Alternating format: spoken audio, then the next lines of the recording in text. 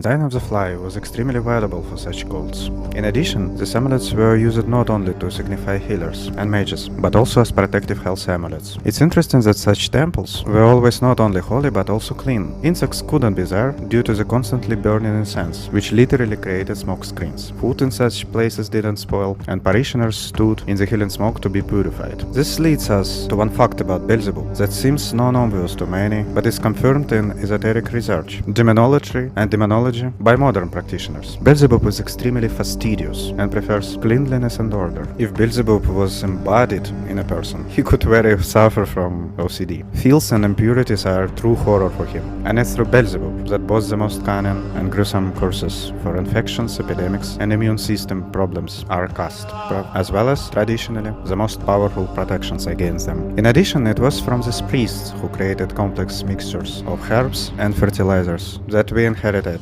instructions for healing, as well as accounting lists and tables. And in this, Beelzebuth is a true master. It is thanks to his passion of lists, tables, contracts, that the general picture of the devil as a whole entity has acquired the stereotype of deals and contracts that must be agreed upon, signed, and adhered to. For example, in the book The Devil of 19th Century by the French Dr. Bataille, the following amusing episode is cited. The magister of the Charleston Temple, who was updating the rules of the demon-worshipping order, was obliged to check every point with Beelzebuth or his demons, who were the patrons of the sanctuary of darkness, constantly maintaining contact with them. However, being away from the order's headquarters, he couldn't establish contact and decided to finish the last chapter himself to save time. Towards the very end, he began to have bad luck. His thoughts became muddled, he accidentally spilled ink on the paper, and when he was rewriting it, first one pen broke, then another. He was overcome by a restless sleep, in which he constantly heard that he should to go to the headquarters immediately, which he did. When he arrived, he was amazed to find scrolls with the decrease and the final chapter, written in Latin, briefly and simply, in beautiful handwriting, with bright green ink.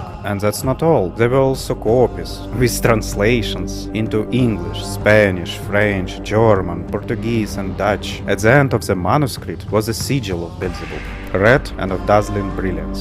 So the delay was eliminated, and that's a demon.